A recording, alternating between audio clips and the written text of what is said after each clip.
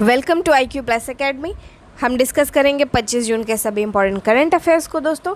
लेकिन उससे पहले चलिए कुछ प्रीवियस क्वेश्चंस को देख लेते हैं। आप इन सभी के आंसर्स हमें कमेंट बॉक्स में बताएंगे दोस्तों, और वीडियो के एंड में आप सभी को इसके आंसर्स मिल जाएंगे, इसलिए बने रहिएगा एंड तक दोस्तों। तो चलिए पहले प्रश्न के साथ स्टार्ट करते हैं। हाल ही में किसने निर्यात पोर्टल का उद्घाटन किया है? दूसरा प्रश्न है, एस जयशंकर ने अडीस अबाबा में भारतीय दूतावास का उद्घाटन किया। अडीस अबाबा किस देश की राजधानी है? तीसरा प्रश्न है, निर्माण श्रमिकों के कौशल विकास को बढ़ावा देने के लिए राष्ट्रीय पहल निपुण किस केंद्रीय मंत्रालय की पहल है? चौथा प्रश्न है, किस देश में विदेशी रोजगार के लिए जाने वाली महिलाओं की न्यूनतम आयु सीमा में संशोधन कर 21 वर्ष कर दिया गया है? दोस्तों पांचवा प्रश्न है, कृषि तकनीक में ई-कॉमर्स को सक्रिय करने के लिए ONDC ने निम्न में से किसके साथ समझौता किया है? तो दोस्तों आप इसके आंसर में कमेंट बॉक्स में बताइए, तब तक हम डिस्कस करते हैं 25 जून के करंट अफेयर्स को। तो चलिए स्टार्ट करते हैं पहले प्रश्न के साथ। हमारा आज का पहला प्रश्न है, ग्लोबल लिवेबिलिटी इंडेक्स 2022 में किस शहर को दुनिया का सबसे रहने योग्य शहर के रूप में स्थान दिया गया है? ऑप्शन है पेरिस, बैंकॉक, लंदन या वियना। यहाँ राइट आंसर है ऑप्शन नंबर डी, यानी ऑस्ट्रिया की राजधानी वियना को अभी हाल ही में दुनिया का सबसे रहने योग्य शहर के रूप में प्रथम स्थान पर चुना गया है दोस्तों। और इससे पहले अगर देखा जाए तो न्यूजीलैंड के ऑकलैंड शहर को सबसे रहने योग्य शहर के रूप में प्रथम स्थान प्राप्त था। अगर वहीं देखें हम दिल्ली का तो 140 रैंक है और मुंबई का 141 रैंक है। सीरिया की राजधानी 10वीं सूची में सबसे नीचे स्थान पे है और इकोनॉमिक इंटेलिजेंस यूनिट द्वारा per year global liveability index को प्रकाशित किया जाता है। अगर हम ऑस्ट्रिया के बारे में देखें तो सरकार यहाँ पे गणराज्य है, राष्ट्रपति हेंजर फिशर है और चांसलर वार्नर फैमिन है। इसके मैप को हम लोग देख सकते हैं दोस्तों। यहाँ पे चेक गणराज्य यहाँ पे है और इसके साथ ही यहाँ पे इटली का और स्विट्जरलैंड के बॉर्डर्स इससे टच होते हैं दोस्तों। जर्मनी के भी कुछ एरियाज इससे टच होते हैं और हंगरी यहाँ पे स्थित है दोस्तों। इसकी राजधानी वियना यहाँ पे स्थित है, जिसको प्रथम स्थान प्राप्त हुआ है। चलिए अब हम डिस्कस करेंगे दूसरे प्रश्न को। प्रश्न है, हाल ही में नवीनतम फीफा विश्व रैंकिंग में भारतीय पुरुष फुटबॉल टीम को किस स्थान पर रखा गया है? दोस्तों ऑप्शन है 52वां, 104वां, 85वां या 68वां। तो दोस्तों इस रैंकिंग में भारत का स्थान 104वां है। इसके साथ ही हम देखेंगे कि यहाँ पे भारत को 2 स्थान का इंक्रीजमेंट भी मिला। हालांकि एशियाई फुटबॉल परिसंघ सदस्यों में भारत की रैंकिंग क्या है? तो वो 19 है। इसके साथ ही हम देखेंगे ईरान का स्थान क्या है? तो वो 23वें स्थान के साथ AFC देशों में शीर्ष स्थान पर बरकरार है। आइए देखते हैं अगले प्रश्न को। वैज्ञानिकों ने दुनिया के सबसे बड़े जीवाणु की खोज कहाँ की है, जिसे बिना किसी यंत्र के सिर्फ आँखों से देखा जा सकता है? ऑप्शन है कैरेबियन मैंग्रोव दलदल, फ्लोरिडा मैंग्रोव्स, सुंदरवन मैंग्रोव्स या बेल्जियम कोस्टा मैंग्रोव्स। तो दोस्तों इसका राइट आंसर है ऑप्शन नंबर ए, यानी कैरेबियन मैंग्रोव दलदल में अभी हाल ही में दुनिया का सबसे बड़ा जीवाणु खोजा गया है, यानी कि बैक्टीरिया खोजा गया है, जिसको बिना माइक्रोस्कोप के भी देखा जा सकता है।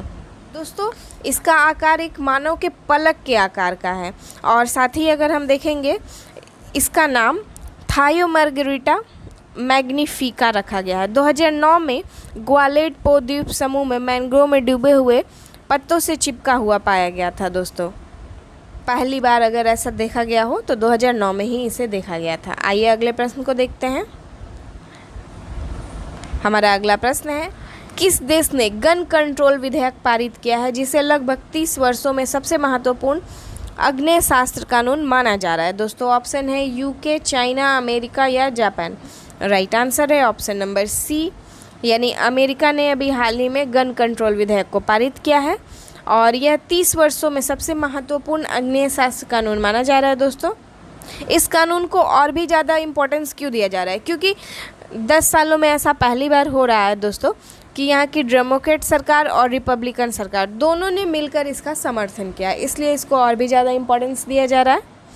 आइए अगले प्रश्न को देखते हैं। हमारा आज का अगला प्रश्न है, राष्ट्रीय MSME पुरस्कार 2022 किस राज्य को प्रथम पुरस्कार से सम्मानित किया गया है? ऑप्शन है केरल, पंजाब, गुजरात या ओडिशा। राइट आंसर है ऑप्शन नंबर डी, यानी ओडिशा को अभी हाल ही में राष्ट्रीय पुरस्कार MSME 2022 से सम्मानित किया गया है। इसे एमएसएमई क्षेत्र के प्रचार और विकास में उत्कृष्ट योगदान के लिए राज्यों और केंद्र शासित प्रदेशों में सबसे प्रथम स्थान प्राप्त हुआ है। हम यहाँ देखेंगे कि बिहार और हरियाणा क्रमशः दूसरा और तीसरा स्थान है, यानी सेकंड पे बिहार है और थर्ड पे हरियाणा है। इसके अलावा हम देखेंगे कि राष्ट्रीय एमएसएमई पुरस्कार 1983 में शुरुआत किया गया था। उड़ीसा के बारे में कुछ देखते हैं। उड़ीसा की गठन कब हुई थी दोस्तों? तो 26 जनवरी 1950 को। यहाँ के राज्यपाल गणेशी लाल है, मुख्यमंत्री नवीन पटनायक जी हैं। साथ ही विधानमंडल एक सदनीय है और विधानसभा में सीटों की संख्या 147 है, राज्यसभा में सीटों की संख्या 10 है और साथ ही लोकसभा में सीटों की संख्या 20 है। आइए अब देखते हैं अगले प्रश्न को। आज का छठा प्रश्न है, हाल ही में किस राज्य ने राज्य के प्राथमिक विद्यालयों में नामांकन के लिए अभियान 17वां शाला प्रवेशोत्सव को शुरू किया है? तो दोस्तों ऑप्शन है राजस्थान, मध्य प्रदेश, गुजरात या तमिलनाडु। यहाँ पे यह गुजरात के द्वारा शुरू किया गया है दोस्तों, यानी 17वां शाला प्रवेशोत्सव को गुजरात के द्वारा शुरू किया गया है। चलिए देखते हैं। यह 3 दिवसीय नामांकन अभियान है जो कि बनासकांठा जिले में आयोजित किया गया है और कक्षा 1 में बच्चों का नामांकन किया जाएगा। गुजरात के बारे में कुछ देखते हैं। इसका गठन 1 मई 1960 को हुआ था। साथ ही राज्यपाल यहाँ के आचार्य देवव्रत हैं, मुख्यमंत्री भूपेंद्र भाई पटेल हैं, भाजपा की सरकार है, विधानमंडल एक सदनीय है। साथ ही 182 विधानसभा की सीटें हैं, 11 सीटें राज्यसभा में हैं और लोकसभा में 26 सीटें हैं। अगला प्रश्न देखेंगे। आज का अगला प्रश्न है, निम्न में से किस देश ने हाल ही में GSAT-24 उपग्रह को फ्रेंच रॉकेट से लॉन्च किया है? ऑप्शन है भारत, जापान, चाइना, अमेरिका। तो दोस्तों अभी हाल ही में भारत के द्वारा GSAT-24 उपग्रह को फ्रेंच रॉकेट से लॉन्च किया गया है और यह एक फ्रांसीसी कंपनी एरियन स्पेस के द्वारा लॉन्च किया गया है दोस्तों। साथ ही में अगर हम देखेंगे कि इसे इसरो द्वारा न्यू स्पेस इंडिया लिमिटेड के लिए बनाया गया है। अगले प्रश्न को देखेंगे। जून 2022 में किसने राष्ट्रीय लघु उद्योग निगम लिमिटेड के अध्यक्ष और प्रबंधक निदेशक के रूप में कार्यभार को संभाला है? ऑप्शन है doctor Suman K Bery, doctor Manoj Soni, P Uday Kumar, Gopal Sharma.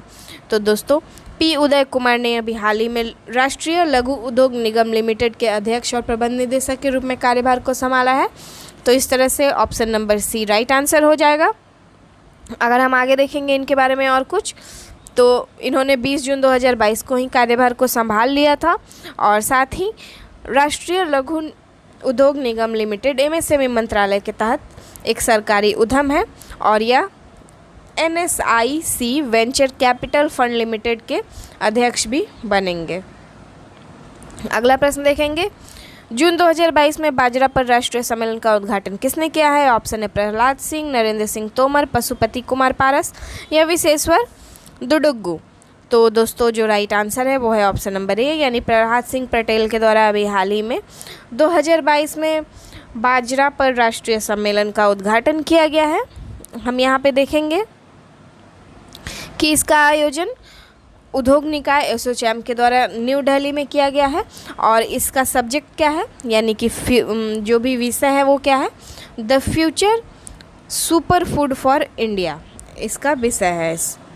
आगे देखेंगे। भारत में कुछ बाजरा उत्पादक राज्यों में हरियाणा, उत्तर प्रदेश, छत्तीसगढ़, गुजरात, राजस्थान, मध्य प्रदेश, महाराष्ट्र, आंध्र प्रदेश, कर्नाटक और तमिलनाडु, साथ ही तेलंगाना भी शामिल है।